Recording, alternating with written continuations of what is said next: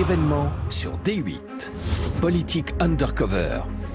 8 personnalités politiques ont accepté de se déguiser pour vivre le quotidien des Français. Une télé-réalité. Certains applaudissent. Être en immersion, c'est formidable. Il y a un nouveau concept, pourquoi ne pas le vivre? Pourquoi ne pas vivre l'expérience? D'autres s'indignent.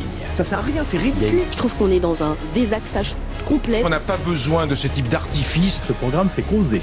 Tout le monde en parle, mais personne n'a encore rien vu. Quand des politiques s'immergent incognito au contact des Français, c'est Politique Undercover, ce soir, à 20h50 sur D8. En France, il y avait déjà eu une première tentative de télé-réalité politique et le principe était grosso modo le même au sens où c'était un peu du « vie ma vie ». À savoir qu'il s'agissait pour un politique de se rendre chez des gens ordinaires, un peu comme l'avait fait Giscard d'Estaing, mais sous l'œil des caméras, voilà. Sauf que là, ça aurait été dans une émission. Mais cette émission n'a jamais été diffusée. Il y avait eu un pilote qui avait été réalisé avec Jean-François Copé, si je ne me trompe, ça n'a jamais été diffusé. Là, avec Politique Undercover, on a franchi une étape supérieure. Alors, c'est le principe du « vie ma vie », en effet, mais d'abord, visiblement, ça n'a pas eu le succès escompté, puisqu'il n'y a pas eu de deuxième émission, troisième, etc.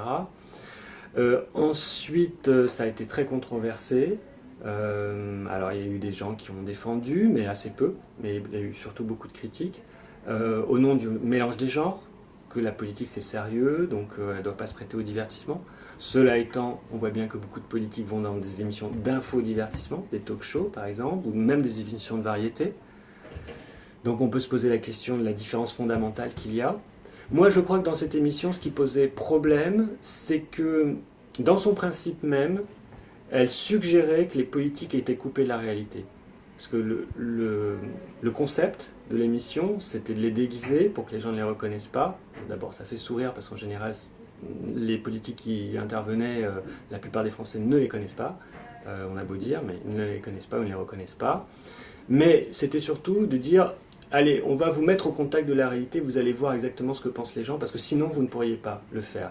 Donc, d'emblée, ça introduisait une sorte de défiance à l'égard des politiques qui n'en avaient pas besoin.